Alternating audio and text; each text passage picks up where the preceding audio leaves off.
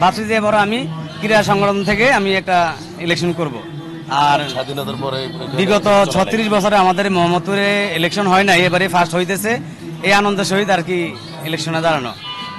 যে বিগত আমাদের সেনেটারি সংগঠনের কমিটিতে ছিলাম, আমাদের এই মোহাম্মদপুর সেনেটারি সংগঠন আছিল, ওখানে ছিলাম। সংগঠন নিয়ে আমাদের যারা নির্বাচিত সভাপতি সেক্রেটারি হবে তাদেরকে সাথে বসে যে আমরা খেলাধুলা সাংস্কৃতিক এই মার্কেটের উন্নয়নের জন্য ব্যবসায়ীদের যে কোনো সুযোগ সুবিধা কোনো কিছু দরকার হয় আমরা তাদেরকে বলবো, সভাপতি সেক্রেটারি সাহেবকে, যে ওনার এই সমস্যা সমাধান করতে হবে। যে কারণ সব ব্যবসায়ীরা তো সরাসরি সভাপতি সেক্রেটারি যাইতে পারে না, আমরাই যাব। আমরা ছোটখাটো পদপ্রার্থী আছি, আমরা যাবো, আমরা যে ওনাদের কথা শুনবো, তারপরে আমরা ওনাদেরকে বলবো যে সমস্যা সমাধান করার জন্য আমরা থাইকা আমরা আমাদের কাজকর্ম করব।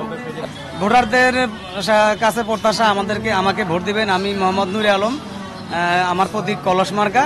আমাকে একটা ভোট দেবেন 23 তারিখ শনিবার।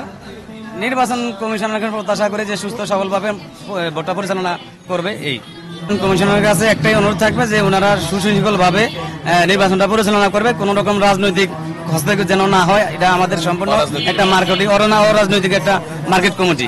এখানে আমরা সবাই উৎফুল্ল, সবাই অবশেষে সবাই ভাই ভাই। আমরা নির্বাচন শেষে সবাই ভাই ভাই, সবাই যেন আমরা একত্রিত মিলেমিশে থাকতে পারি।